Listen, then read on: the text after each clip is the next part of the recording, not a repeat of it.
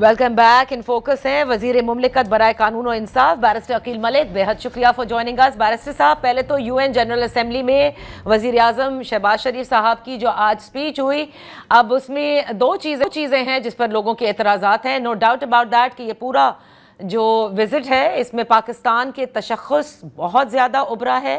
आप लोगों की सिफारतकारी बहुत ज़बरदस्त चल रही है, इसमें कोई दो राय नहीं है। लेकिन स्पीच के दौरान वज़ीर आज़म की नारे लगाना ये कहीं हमने किसी भी मुल्क के सरबराह की स्पीच के दौरान नहीं देखा। फिर मैंने देखा कि अता तारड़ साहब को बाकायदा पीछे मुड़ करके ख्वाजा आसिफ साहब ने भी कहा कि ये क्या हो रहा है, इसको रोकें। ये भी हुआ।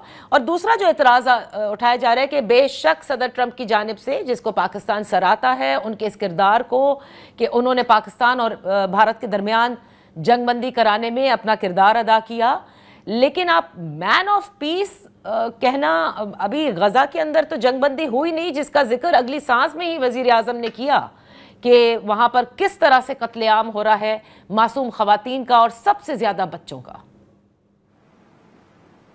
बिस्मिल्लाहिर्रहमानिर्रहीम। नादी साहब बहुत बहुत शुक्रिया। देखिए, आपके सवाल का जो पहला हिस्सा है उसमें मैं ये ज़रूर कहूँगा कि एक लेवल ऑफ एक्साइटमेंट है। एंड ऑफ कोर्स जितना भी इसको कहा जाए वो कम होगा, क्योंकि ऑपरेशन बुनियाद मरसूस की कामयाबी के बाद, मार्का हक़ के बाद और उसके बाद ये इन तमाम तर मामलात के आप ख़ुद जानती हैं कि बड़ी इंपॉर्टेंट डिस्कशंस का और एक सेंटर स्टेज पोजीशन रखे हुए है पाकिस्तान। तो वो एक नेचुरल एक्साइटमेंट है और वो जो लोग साथ गए हैं, ज़ाहिरी बात है वैसे तो वहाँ पे यूएन जनरल असेंबली में ऐसा नहीं होता, कोई नारेबाजी नहीं होती और ना करनी चाहिए।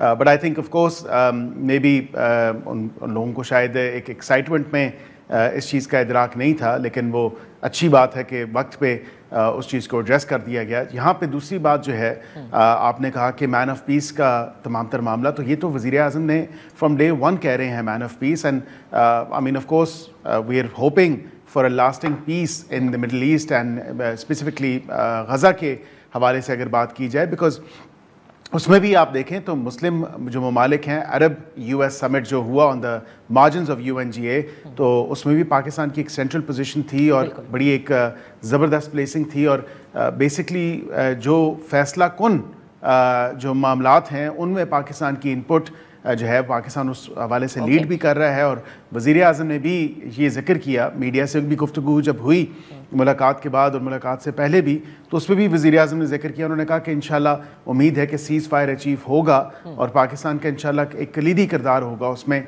तमाम तर एफ़र्ट्स में। तो बिल्कुल मैन ऑफ पीस तो इसलिए कहा गया क्योंकि भारत की और पाकिस्तान की जो जंग थी उसमें सीज़ फायर अचीव किया, तो डेफिनेटली उसके अलावा 6-7 जो उनकी जंगें हैं मुख्तलिफ वो गिनवाते हैं। अर्मीनिया अज़रबैजान के जो इशू था उसको सॉर्ट आउट किया उस हवाले से। तो एक ब्रॉडर कॉन्टेक्स्ट में देखा जाए, ना सिर्फ कि उसको सिर्फ फ़लस्तीन और गज़ा के कॉन्टेक्स्ट में देखा जाए, लेकिन उसके लिए भी हमारा एक प्रिंसिपल स्टांस है और हम वही प्रिंसिपल स्टांस टो कर रहे हैं। उन मीटिंग्स में भी वही बात रखी गई है कि अल-कुद्स शरीफ एज इट्स उसका कैपिटल, और 1967 से पहले की जो बॉर्डर सिचुएशन थी और बॉर्डर्स थे, वो तो हमारा स्टांस बिल्कुल चेंज नहीं हुआ। एंड वी आर होपिंग कि हम जब मुलाकात के बाद, ये बहुत ज़रूरी है बात करना और इस पर रोशनी डालना कि फ़ील्ड मार्शल और वज़ीर आज़म से मुलाकात के बाद ही तमाम तर मामला था जिसमें उन्होंने कहा प्रेसिडेंट ट्रंप ने कि मैं बिल्कुल एनेक्स नहीं करने दूंगा वेस्ट बैंक और मैं बिल्कुल इनफ इज़ इनफ। तो वो मुलाकात के बाद ही तमाम तर मामला सदर ट्रंप ने सामने मीडिया के रखा और कहा कि वेस्ट बैंक का एनेक्सेशन नहीं हो सकती, I will not allow this and enough is enough. So of course Pakistan की जो डिप्लोमेसी है, पाकिस्तान की जो पॉलिसी है, वो it's गार्निंग a lot of support and it's having a lot of effect on the rest of the world. Well, there is no doubt about that. लेकिन domestically आपकी जो डिप्लोमेसी इस वक्त चल रही है सियासी तौर पर, उस पर बड़े सवालात उठ रहे हैं। और क्योंकि मैं आपकी वजारत से मुताल्लिक जानना चाहूँगी, 26वीं आईनी तरमीम के बाद ये कहा जा रहा था कि जो अदलिया के मामलात हैं, इंतज़ामी उमूर हैं, जो मसाइल हैं, جو ڈویژن ہے وہ ختم ہو جائے گی اور عدلیہ کی آزادی پہ کوئی سوال نہیں اٹھیں گے. لیکن آپ نے دیکھا کہ گزشتہ روز وکلا کی گول میز کانفرنس ہوئی جس کے اندر پاکستان تحریک انصاف کے وکلا بھی شامل تھے. اب بیرسٹر گور نے یہ کہا ہے کہ وکلا تحریک میں تحریک انصاف ان کا ساتھ دے گی. آپ نہیں سمجھتے کہ یہ ہینڈل کرنا آپ کی حکومت کے لیے مشکل ہو سکتا ہے کیونکہ اسلام آباد ہائی کورٹ میں جو حالات ہیں وہ بھی آپ کے سامنے ہیں؟ دیکھیں نہیں، میں نہیں سمجھتا کوئی ایسی بات ہے، اور اس حوالے سے اگر آپ دیکھیں تو پی ٹی آئی کے جتنے بھی وکلا تھے یا پی ٹی آئی کے جتنے sitting members of the parliament جو وکیل بھی ہیں ان میں سے تو کوئی نہیں گیا، ایٹ لیسٹ مجھے نظر نہیں آیا. اور ایون بیرسٹر گوہر صاحب بھی اس وکلا کنونشن کا حصہ نہیں تھے.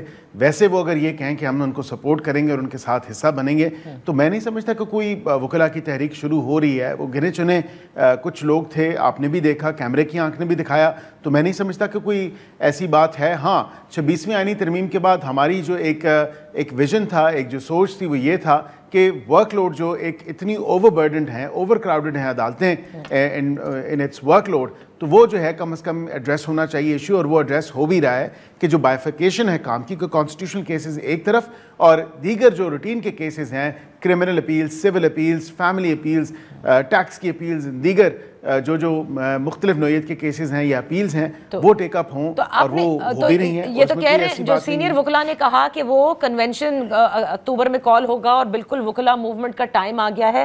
آپ نہیں سمجھتے کہ it is any sort of a threat to your government?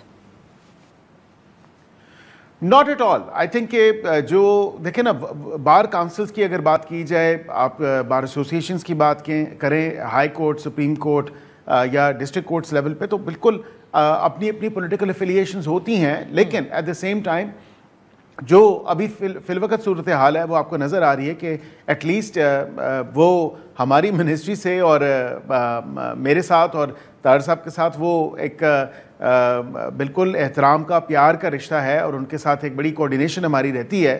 تو ہم بالکل جو وکلا کے مسائل ہیں، جو جینوئن ایشوز ہیں، ہم ان کو ایڈریس بھی کرتے ہیں from ministries perspective and point of view. So of course ایسی کوئی بات نہیں ہے. میں نہیں سمجھتا کہ کسی وکلا تحریک کا کوئی آغاز ہو رہا ہے. یہ پہلے بھی اٹیمپٹس کی گئیں اس طرح کی کوششیں کرنے کی، لیکن اب جب وہاں پہ اپنے ایک نیفیریس ڈیزائنز ہوں، کو پولیٹیکل پارٹیز کے ساتھ ان کی پالیسیز کو ٹو کرنا ہو، اور اس حوالے سے اور واقعتاً رول آف لا اور اس کی اسٹرگل نہ ہو، جو کہ میں نہیں سمجھتا کہ کوئی ایسی چیز ہے، تو ظاہری بات ہے پھر وہ تحریک چل نہیں سکتی. اچھا ٹھیک ہے، تو آپ نہیں سمجھتے کہ دیر از اینی تحریک ان دی آفنگ. لیکن اسلام آباد ہائی کورٹ کے جو معاملات ہیں وہ آپ کے سامنے ہیں، جو 5 جج صاحبان کی جانب سے جس طرح سے سپریم کورٹ سے رجوع کیا گیا، پھر رجسٹرار کی جانب سے 4 کے اوپر اعتراضات ہوئے کہ یہ بالکل پرسنل لیول کے ہیں، but there is an issue that is going on. So ایک حکومت کے پرسپیکٹو سے، اس وزارت کے پرسپیکٹو سے اس کو کیوں نہیں اب تک سارٹ آؤٹ کیا گیا؟ جو بھی معاملات ہیں، ظاہر ہے آپ لوگوں نے تو لا بھی بنا دیا، آئینی ترمیم بھی کر دی، لیکن معاملات اسلام آباد ہائی کورٹ کے بالکل صحیح نہیں ہو سکے.